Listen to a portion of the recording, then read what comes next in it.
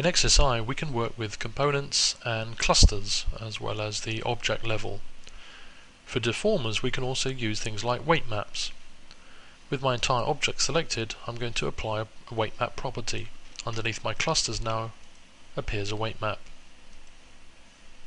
If I were to switch to all nodes underneath the weight map, you can also see a few extra properties inside here, and these are a reflection of that property page that turns up.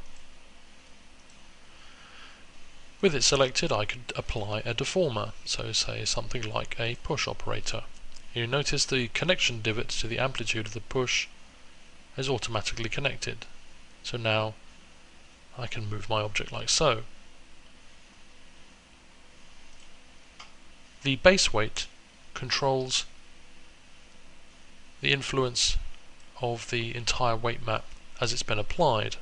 If I were to reduce it to 0, I can now start to paint the area of influence. So now if I paint this area, only that area will receive the push operator in this case.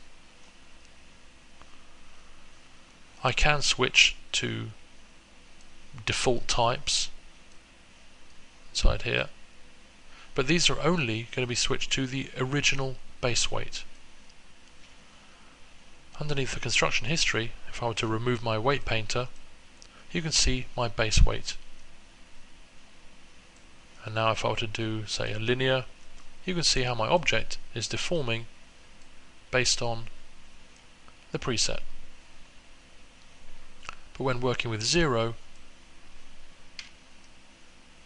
it will be looking for any painted area such as this.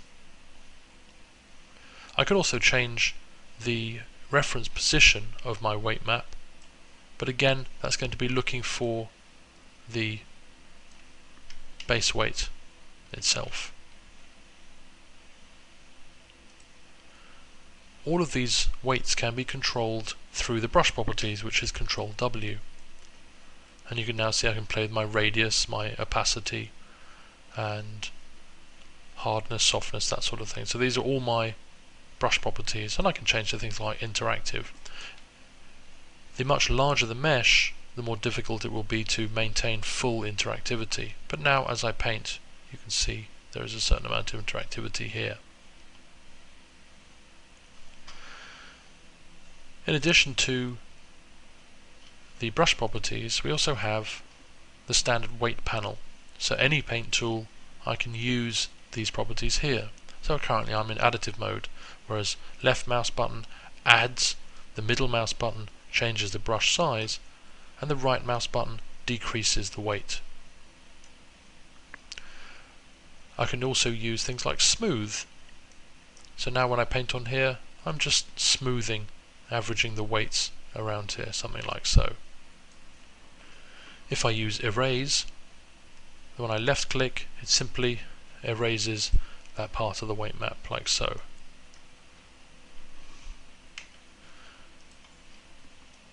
And absolute puts it to the highest value for the deformer and for the, as you can see, a constant 100% here. Reveal is for when I have two weight maps and I want to reveal the deformation of one below the other. So playing around with things like add, if I were to change the opacity, when I add here you can see I'm changing the opacity of the brush, whereas if it were 100%, when I click it goes to full opacity like so. This works with erasing the brush as well.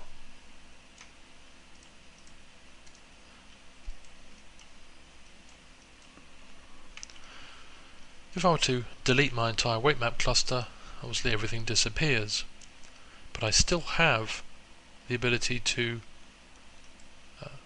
apply a deformer and then my weight map. So if I were to do something like, with my object selected here, go deform, push,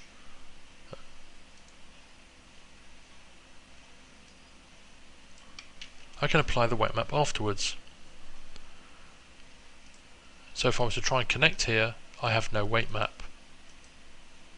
If I were to select my object, apply the weight map property, I can now connect there we go, to that weight map, and it's now connected. So as before, I can control the push with my base weight, push it down to 0, and then start to paint on here. But remember, from your last session, whatever's been left inside here will be my current brush properties. So had I been on smooth and I start to paint and nothing happens, it's because it's still smoothing and there's no addition. So go back to add, you go back to the full property here. So inside the push op, there we go, I've now done it up to an amplification of 2.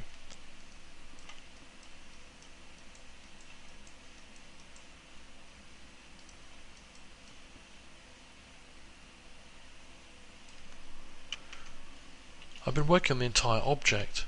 I could also work just on a part of the object. If I were to select, say, edges here,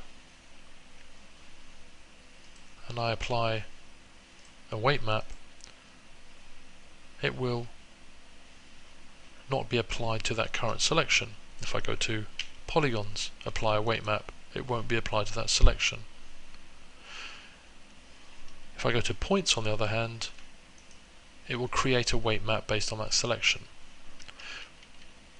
So if you have something like your edges here, simply go to select adjacent points and then apply your property.